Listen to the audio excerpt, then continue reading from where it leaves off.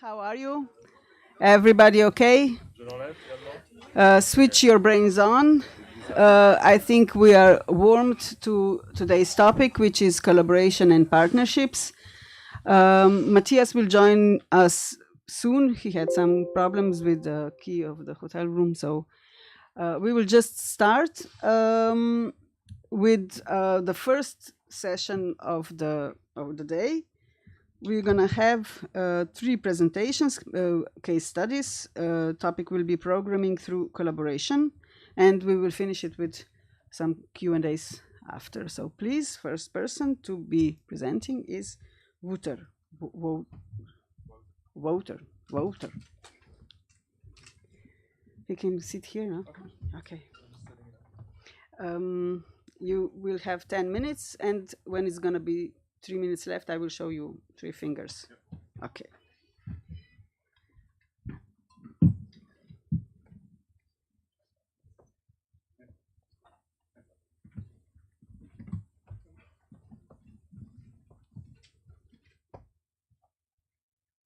Lights.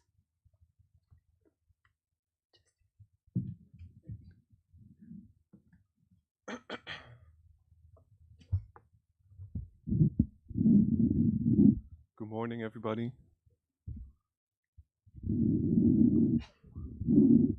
Thank you.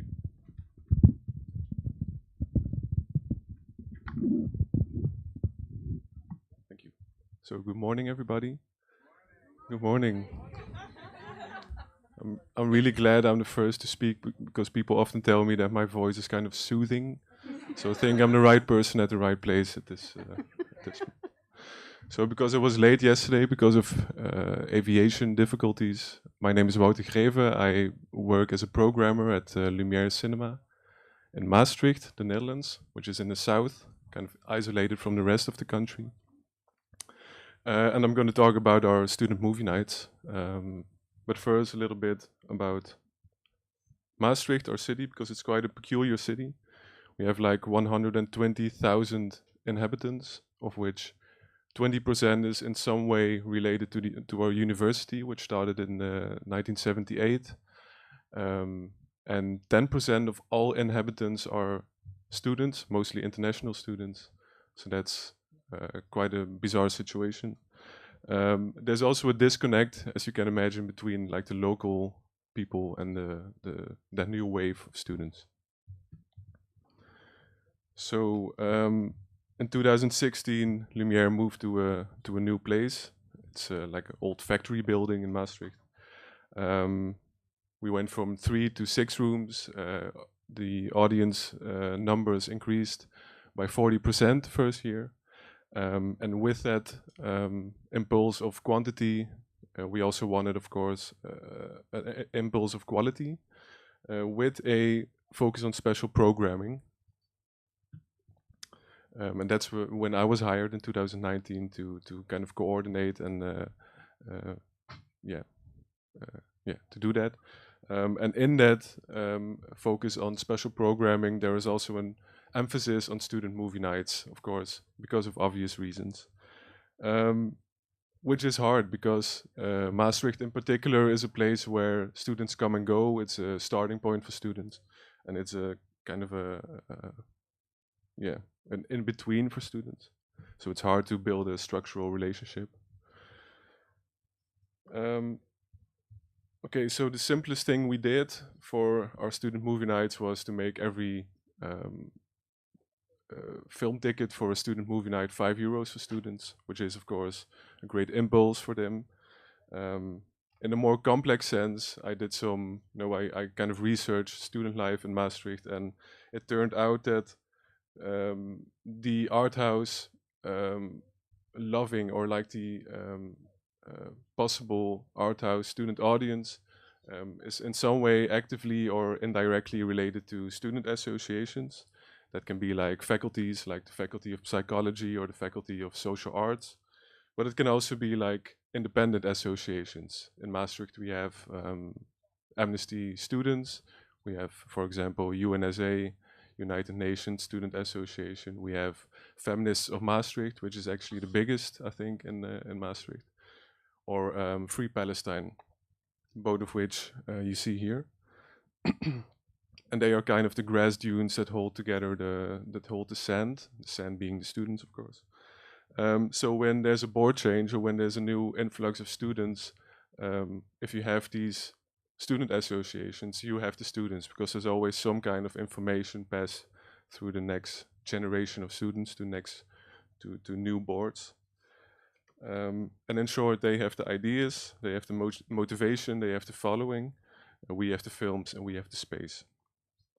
Also importantly, these are public screenings, so they're made together with students, but in a co-curating sense, but they are open for everybody. So people from Maastricht that are not student or university related can also come, in which we can bridge the gaps in our city, which we are trying. Okay, so 2 short examples. The first one is the documentary Dilemma of Desire, which is about, let's say, the lack of info about the female orgasm. I collaborated with Amnesty Students Maastricht and Feminists of Maastricht. And when I started discussing our plans and our movie night with them, they made clear to me that what Maastricht lacks is like a place where young artists can showcase their work. So we decided to do an introduction program of the documentary in which 3 local students, all related to Feminists of Maastricht, showcased their art. It was 2 poems and 1 visual work of art, which also kind of fit with the documentary itself, because it's also about grassroots movements to stimulate cliteracy, as you see here. So that was the first one. It was a big success, I can say. It was a full room, it was 160 students, and it was a great night. The second one is It Must Be Heaven. I wanted to do something with Free Palestine Maastricht, which is also quite big in our city. I think it's also in other cities, so maybe in one of your cities this association also exists. They are quite activist, they are quite militant, they do a lot of protests and demonstrations. And when I started talking with them about a movie night, they already had this list of documentaries they had in mind for our collaboration. But that's what they always do. So in a discussion or in a conversation, I introduced them to this film, It Must Be Heaven. Does anybody know this film? Yeah. So, yeah. I don't know what you said, but yeah. I couldn't hear it. So this is quite different in tone and in tone than the student association. It's kind of reflective and nuanced and tranquil, I would say. But I sent them the screening link and they watched it, and eventually they kind of liked it, and it turned out to be a great night with a great discussion, in which they kind of, the president of Free Palestine very openly talked about what we see in the film, which is kind of like the eternal sense of homelessness among Palestinians. It was a great night. So to wrap it up, the return on investment, I think, I don't even want to talk about the financial aspect, because it's every screening is different. But I think all in all that Lumière Cinema is much more visible to students. And now, after 3 years of doing this, they often write to me with their ideas, and they like, this is what we want to do. So to me, that says that the film experience is much more center stage in the Maastricht student experience, and I think that's kind of the goal we set out for in the beginning. Yeah, that's it.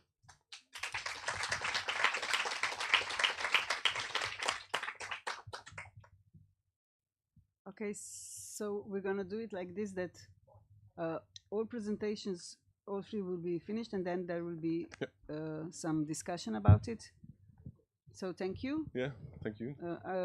And as yesterday, everybody here can bother everybody else about questions. So you can they can approach you, and you will explain. Yeah.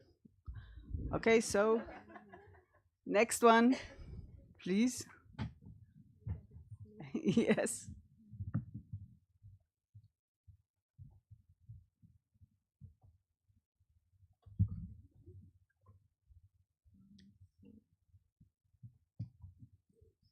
So Dina Pokrajac from Croatia.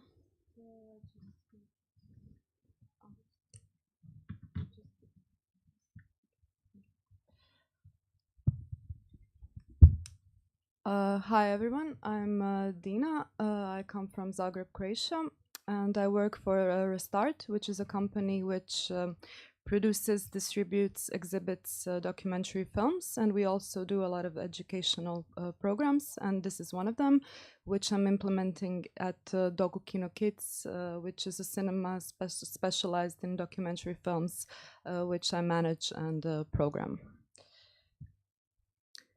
So, Democracy for Beginners is a cycle of film screenings and interactive discussions showcasing European documentaries, and it is intended for high school students, and it strives to make them aware of the challenges prevailing in contemporary society and defining general and important issues and encouraging open critical thinking and debate. And through this project, we want to promote socially engaged documentary filmmaking and use the medium to help the youth approach serious and sensitive topics, and thus encourage them to express their attitudes and worldviews in moderated discussions. We also want to encourage them to visit our cinema. The project started in 2017, and so far we have had approximately 2,500 attendees and participants. And the program is implemented in partnership with the Croatian Debate Society, which is an association that organizes national debate turners for students and high school kids. And we also collaborate with various civil society organizations and high schools in Zagreb. So why did we start this initiative? Well, in the last 24 years, there have been numerous attempts to reform the education system in Croatia, as well as numerous initiatives to introduce some form of education for human rights and democratic citizenship. But currently, civic education is still not obligatory as a subject in primary and secondary schools in Croatia. So the last survey of the political literacy of high school students was conducted in 2015. And according to the results, the graduates show below average political knowledge in terms of basic political concepts or the knowledge of the constitutional structure. Their political information is especially deficient. This means like their knowledge of current social and political processes, events, and actors. And this kind of demonstrates the deficits of our school programs in treatment of almost all of the socially and politically relevant topics, especially in the areas of sexuality, national minorities and cultural diversity, democracy, media, and human rights. So therefore, we conceived this project, which, so basically we screen 4 documentary films per school year and organize the screenings at our cinema. And we have 8 high schools involved in the project, which means approximately 640 students per year. So this is our target group and their age. Yeah. So the activities are the aforementioned documentary film screenings and interactive discussions. The students are usually divided into groups expressing pros and cons regarding a certain issue. And we also try to promote documentary film as a specific medium, why it is important, which techniques are implemented, because of what we learned from this project is how students, they still perceive documentary as something which is very classically structured, based mostly on talking heads, and they think it's something they watch on television. It's mostly nature documentaries or like history documentaries like the TV calendar. And so they were quite surprised to see something more experimental, something going more into hybrid or fiction. And so this was a way to also demonstrate a documentary as an art form in itself. And we also do Q&A sessions with experts or NGO representatives. They basically provide contexts with lectures and guide the debates. And we also do workshops in mobile journalism, where students can make short videos addressing certain issues. And we also do other workshops focusing on a certain aspect of the film, for instance, video, sound, animation, text, or photography. And we also prepare some educational materials for the teacher regarding super topics, which they can later on use in their education. And these listed activities create a free and informal space for discussing, confronting, and analyzing various social taboos and questions that young people encounter. And by combining these socially engaged documentaries and open debates, we want to empower them to be open, critical, and responsible towards their community. Yeah, and so some of the organizational challenges we encountered. So first we have the screening rights. Well, it helps out that we also run Restart Label. So we distribute a lot of documentaries which we have the rights for, so then we can screen them. And we also do a program called School of Documentary Film, where we invite artists who have no experience in film to do a mentorship program where they learn how to make short films. So these films are also something we tend to use in our programming for Democracy for Beginners. And we also try to focus on regional authors and especially young filmmakers, students and debutantes. In terms of scheduling, we found that what works best are the weekdays and morning slots. And And in terms of the organization and communication, we do the public call on Dokukino and our partners' web pages. We use newsletters and specialized media outlets. We also use some advertisement, Školska knjiga, which is like a magazine for children, and Dertel Kockica, which is a TV program specialized for children. So we also made some fun clips for them, and we also have like direct communication with the schools, NGOs, and debate clubs. But what we found most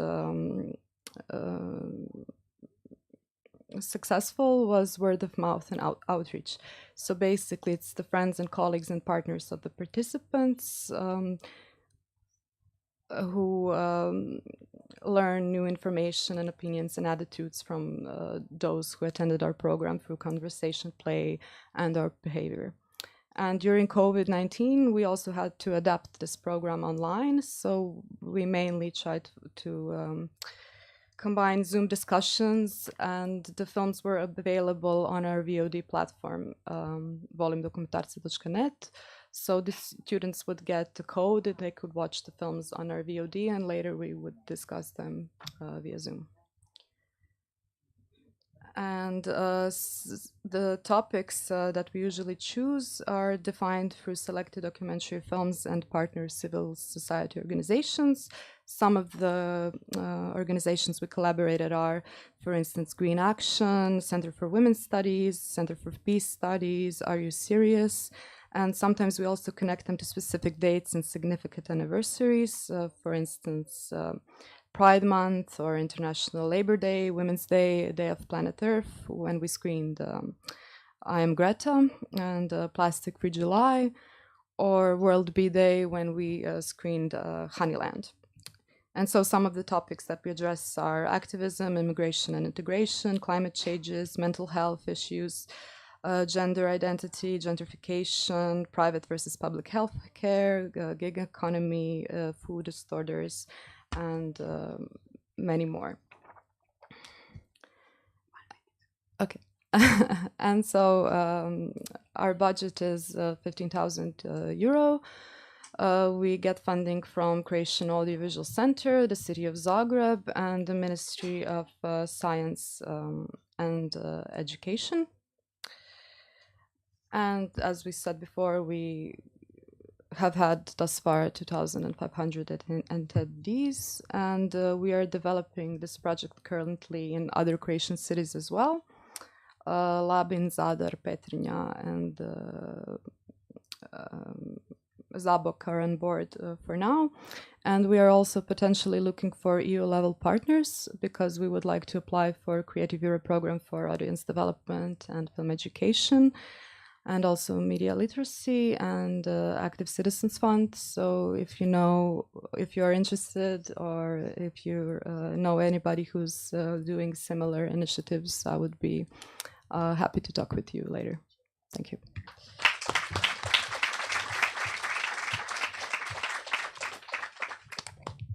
Hint, hint, at the end, so a lot to think about if you have one potential partner here.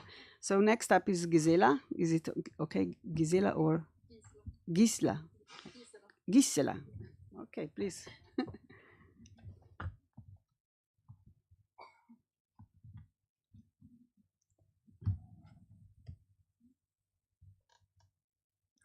So hello everyone. My name is Gisela Ritzén, and I'm a board member at Folkets Bio Gothenburg, or the People's Cinema, which it translates to. I'm also a volunteer at the Hagabion, which is one of our 3 cinemas. And just a second, I don't have a presentation, so you just have to watch me.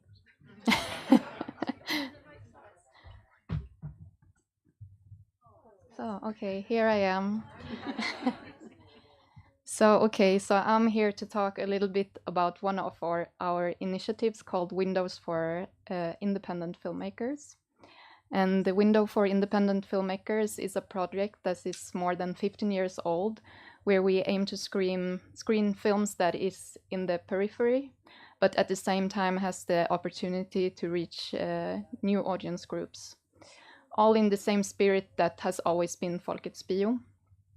Exclusivity is important when we arrange a window screening to create the best conditions for reaching the audience. And the initiative started with the goal to help independent filmmakers without distributors backing them to be able to screen their films in a cinema. When the project started, it was completely different than it is today, and if you didn't have a distributor, it was almost impossible to get your film to screen in a cinema. And to be eligible to be nominated to Guldbaggen, which is the Swedish biggest film prize, you have to have your film screened in a cinema for 7 days. And those rules still apply today. But now there's more opportunities to screen your films, and there's more distribution companies. And if your film isn't picked up by someone else, you can also distribute it yourself. So in the beginning, the project was a bit static. The selection of films were made from the films that were sent into our cinema. The only objective was to give independent filmmakers a chance to screen their films. Screen their films in a cinema, and it happened that the quality of the films were overlooked, and some of the films we screened weren't really that great. It didn't really matter if the film was screened in an empty room, as long as the film got the chance to be nominated for a film prize. But after a while, we realized that this isn't going to work in the long run. Not only did it feel pointless screening films for a small to non-existing audience, but with more films being released, the audience became more picky. So we had to make some changes and start searching for films we wanted to screen and curate the program. It's great if a film can be nominated for a film prize, but in the end, we want to fill our cinema, and we also want the filmmakers to meet their audience. So we set up some criteria to qualify as a window film. First of all, the film can't have been screened in any other cinema or similar venues in Gothenburg area before or during the screening at our cinema. The exception is film festivals, and it can't have been screened on television before either. Also, the film and or the director should have a local connection to Gothenburg or close surroundings. We want to provide a space for documentaries, but also welcome feature films. Our ambition is, of course, also to push for better balance in the distribution of female-male directors. The film must have a Swedish distributor, and if it don't, we encourage the filmmakers to register themselves as a distributor. And lastly, which is very important and what makes this initiative stick out, we mainly want to open the window for filmmakers who would otherwise have a difficulty reaching a cinema audience. So a requirement we have towards the filmmakers is their own participation before and during the screening.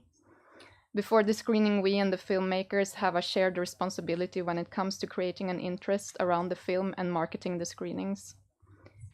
Hagabion is responsible for marketing the film in our usual channels, which is classified ads in the local newspaper, trailers at the cinema, press screening, information on the website, newsletter, and our social media. And as for the filmmaker, they have to activate their own channels to draw attention to the screenings and increase the interest in their film. An important part of the window for independent filmmaker screening is the conversation after the film. We expect the filmmakers, the director, producer, actors, or any other key person in making the film to be present at the screening and participate in a Q&A after the film. And together with the filmmaker, we also try to put together a good program and invite guests who might be an expert in a subject that is brought up in the film and have a conversation afterwards. Some things we have learned during the years is the importance of a curated program where we have the audience in mind. We need high quality films with interesting subjects to get the interest from the public. And the local is very important for us. That gives an enormous interest in the film. If we frame a film within if we frame the film within a topical context, that also helps us finding the audience. We have two good examples of that. One from the last fall when we screened a film about the Swedish forest made of a director from Gothenburg. And the other one is from this spring when we showed a film about Sápmi and the textile artist depicting the reality of Sami people in her art. Two very contemporary subjects and distinct target groups. We were certain we could fill the cinema for a Friday, Saturday, and Sunday screening.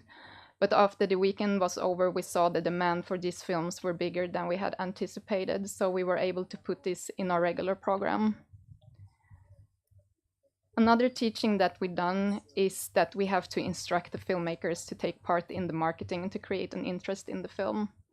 They need to use their own channels to reach out and not only rely on us and our marketing. We see a big difference in the interest when the filmmakers are active and do their job to create a buzz around the film. Our initial agreement with the filmmakers is that we screen the film 3 times, but if they have a lot of visitors, we might put it up for longer. Hopefully that can spur the filmmakers to do their part to get their audience coming and become eligible for nominations for film prizes.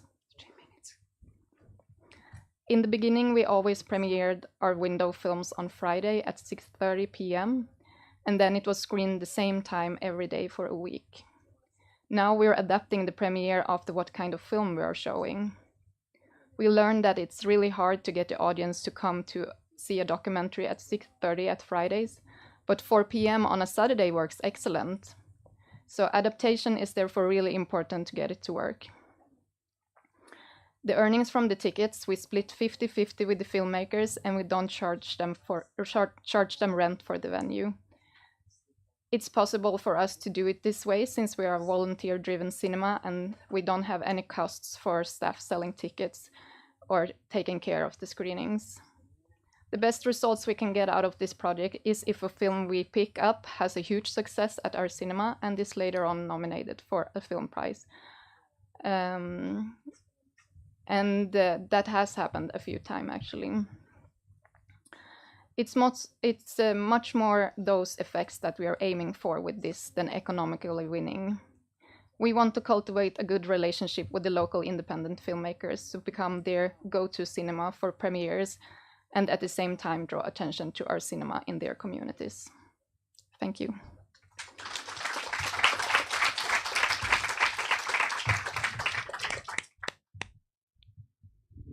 So, thank you. Time for questions now. 3 very interesting case studies. If nobody wants to start, I will start. Okay. Microfono.